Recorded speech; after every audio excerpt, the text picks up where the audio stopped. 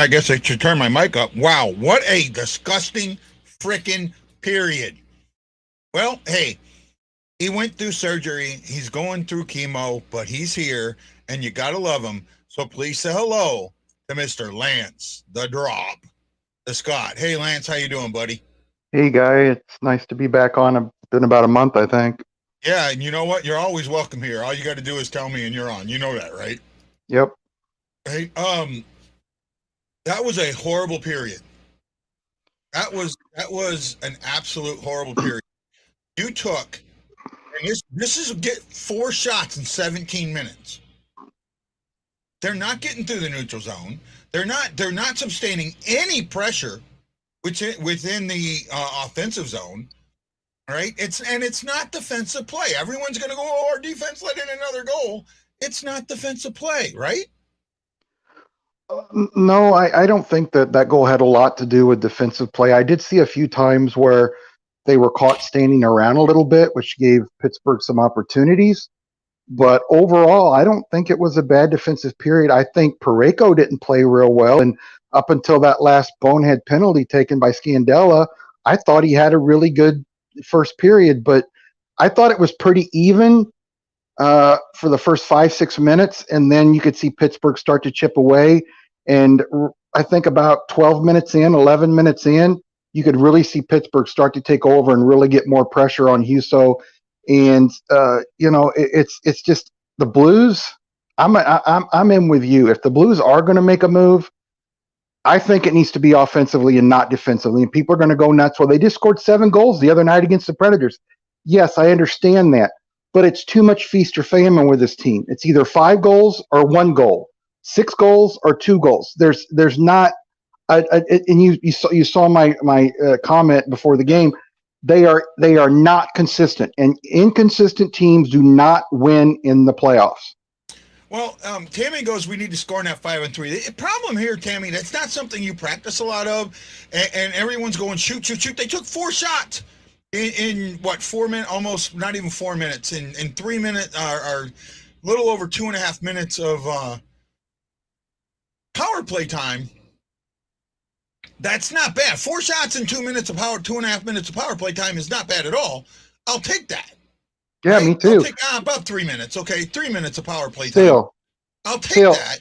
Yeah, I mean, how many times have we seen them get 1 shot on goal or no shots on goal in a power play? Yeah. I'll take 4 shots on goal in a power play anytime, and they were good chances. But they were, and it's not you on a power play, especially on a 5-on-3. One of the things, and I had Mike Dante, Dante's Inferno's going off, and he's been going off for about a week now. And I love Mike, so don't take it that I'm banging on him. Everyone knows I love Mike. When you're on that power play, you have to have an open lane. If you're shooting, hoping for the rebound, you know what happens then? The puck goes the other way and is in your net on a shorthanded goal because you get in front of behind your defense. You have to have that shooting lane, and you create that shooting lane by bringing the defense out. And they did not. They did not bring Pittsburgh out. You bring them out by collapsing and then spreading back out to make them, as you collapse, they come to you, you spread back out. They don't realize it, but they're spreading back out, right? And they didn't do that, right? When they did collapse, they were there. And then you give up a goal to a guy that only has 3 goals all season. I didn't see the goal. I was trying to get checking on my corned beef in the slow cooker, but I just know that right now everyone is looking at the surface and going defense, and it's not. It's the offensive, it's the defensive play of our forwards, and it's the lack of play in the neutral zone. I didn't see one solid pass in the neutral zone that entire period. Not one time did someone come through the neutral zone and make a good pass while they were in the neutral zone to someone else who was able to get into the offensive zone. Not one dang time. They did shoot the puck on the power play. They had 4 shots. They had 5 shots. They had 5 shots in the first 3 minutes of the game. They had 3 the rest. 3 the rest of the game. Rest of the period. 17-something minutes. Because that penalty happened at 20 seconds. Mm-hmm. Right? Yep. And then they were a minute and 30, so they had another 30 seconds of 20 something seconds of power play on the back end. So it's about 2 minutes and 40, 50 seconds, just around real close to 3 minutes. They had 5 shots. They had 4 shots on the power play. I think they had another one in there, but they had 4 shots on the power play. That's what you need. It's not shooting the puck. They're not opening lanes. You can't shoot the puck if you don't have a damn lane, guys. And the way to open lanes is crisp passing and guys moving around a lot, which gets the defense on their heels, and the defense is unsure who they're supposed to be, where they're supposed to be, and that's how you create opportunities. Make them collapse, make them come out to you. A lot of times, we've seen in the past where the Blues take these long 35, 40-foot shots, and the teams know that, so they stay back and stay off of them, and they don't pressure them. Well, you've got to get them to move out a little bit, and you've got to get them moving. You have to get the defense moving. If you get a defense moving and you're 5-on-4, 5-on-3, that's what you need. And crisp passing and a lot of movement on your part, like when Thomas moves the puck around and gets a pass to somebody, or Kyrou moves it around. You get these guys questioning each other where they're supposed to be, and you get them on their heels, and that's how you get good opportunities. And even though they got 4 shots on goal on that one power play at the beginning of the period, they didn't do a lot of that. And there was a couple good chances there, but this team cannot play inconsistent. And it's just I saw Jari leave some holes up on the post, right? Now small holes, but he left some holes up on the post. I would have liked to have seen Tarasenko from that angle he had, that sharp angle, fire the puck at those holes. Because you never know. I mean, if you're firing first of all, if you fire a puck at that hole, what it does, if it's rebounded, it basically comes back to you. Or once you fire it, because you're close enough that you can get it goes back to behind the net. You can go back, and they're scrambling for it. Now you're opening up more lanes, or it's gonna go in. Right? Take those shots on those holes. They were there, and he didn't shoot at it. And I'm a big Tarasenko fan. I hardly ever speak negative of him, but I would have liked to have seen him shoot at some of those holes when he had them there. Yeah, when the Blues trying to get a backdoor pass. Yeah, when the Blues power play doesn't work, it's because they're trying too hard. They're looking for that perfect tip, the perfect pass. If you've got an open lane, take a shot. If you see that he's giving you the top corner, or he's in a bad position and his angle's bad, take the shot. How many times have Blues goaltenders given up that little, teeny tiny hole where it's snuck in there? Right? You got to fire that shot. If he's giving you some holes, you got to take the shot at the holes, because it's actually, there's more. What was the old saying when it comes to passing the football, right? Mm-hmm. When you pass the football, 1 of 3 things are gonna happen, and 2 of them are bad. Mm-hmm. Well, and then you had and I can't think of his name now. He coached in Hawaii, June Jones. Mm-hmm. June Jones was under the impression that only one of those things was bad. So when you pass the ball, you either have a completion, an incompletion, or an interception. Mm-hmm. To him, the incompletion wasn't bad. If you shoot the puck and it bounces off of him and it goes back into the deep area, right? Ashley's at the game, so she can't hear us. But if it goes into a deep area, that's a good thing. It's not a bad thing. It brings them with you, which means there's more open space. Bring them with you to get that open space, right? That's what I'm trying to get at. The issue is not our defenders, not our defensemen. Mm-mm. Right? And not only that, I got to tell you, one of the earlier things was I saw, and when they showed it on, for Ruby giving a tongue lashing to Kyrou. I don't think it was necessarily a tongue lashing. Oh, no, it was. It was a stern talking to.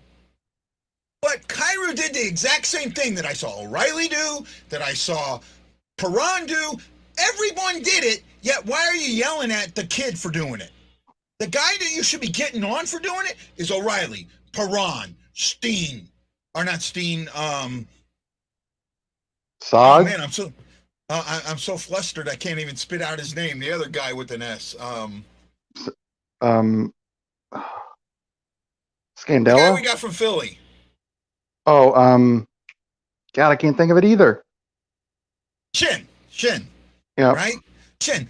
Those are the guys that need the talking to, not Kairu, because Kairu is imitating them, right? Every guy that came in got clogged up and threw the puck in. Instead of trying to hold it a little bit more, or change directions, or do something to allow somebody in, or to open up a lane, they're going down the damn boards, and every single time, Pittsburgh's right there. Pittsburgh is right freaking there, clogging them up on the boards, knowing they're going to throw it around where guys are already down there. Every single time. I saw that every single time today. Yeah, I want to say one thing. I want to say one thing before I forget. Yeah. I've seen a few posts on Facebook and Twitter that Huso had a bad first period. Guys, if it wasn't for Huso in that first period, it would be probably 2-0 or 3-0. I thought he played very well, Yep. very well. And because if the goalie, Blues fans, I'm telling you, Blues fans, and I love Blues fans. You know this, right? You know I love. Yeah, I do too. Blues fans are the most I don't even know how to say it. They do not understand the nuance of a hockey game. They don't understand goaltending, and a lot of them don't understand the nuance of a hockey game. It's not just goaltending; it's nuance. Yeah, because according to them, if a goalie lets up a goal, he's a crappy goalie. 82-0-0, 0-0-0. That's what it has to be. Yeah, you know what I want to do? I want to take every Blues fan, put some goalie pads on them, put them in the equipment, and just let them take some shots, put a few guys in front of them, screening them, have them deal with a few deflections. Let's do that with every Blues fan in St. Louis that doesn't understand the game. And I think maybe some of them wouldn't still say that they didn't understand it, but I think a lot of them would go, hey, some of these people are right. We don't understand this. Okay, Kevin had an earlier post that I missed. Okay. You know what drives me nuts? When a guy gets into the O-zone finally, and he's by himself every dang time. No one to pass. Kevin, that's exactly what I was talking about, right? What they're doing is they're going into the O-zone during the change. No, during the change, this is where you pass that puck back in the neutral zone. This is where you start. This is where you start using the neutral zone to your advantage. See, they're not showing offensive zone time, and I wish I could find that stat. Yeah, I don't like passing the puck back, but you can skate around a little bit in the neutral zone and buy yourself some time if there's a change. Yeah. But it all happens in the neutral zone. If you've got a guy going in and the other guys are changing, then yeah, maybe you can dump it in. That's an option, or you can skate it back around a little bit and find a guy coming off the bench and bring it in through the neutral zone. But you're right, the Blues play lives and dies in that neutral zone. And it's every time, and I keep talking about it, and I love when people tell me how wrong I am, yet I see it every single time, right? So Penguins had 9 shots, had 6 that were blocked, 4 misses, which isn't bad. They had 3 hits, so they're not hitting, they're just skating. They had 3 giveaways, 7 takeaways right there. Protect the damn puck. Right? And they won the faceoff battle 9-8 for a total of 63-47.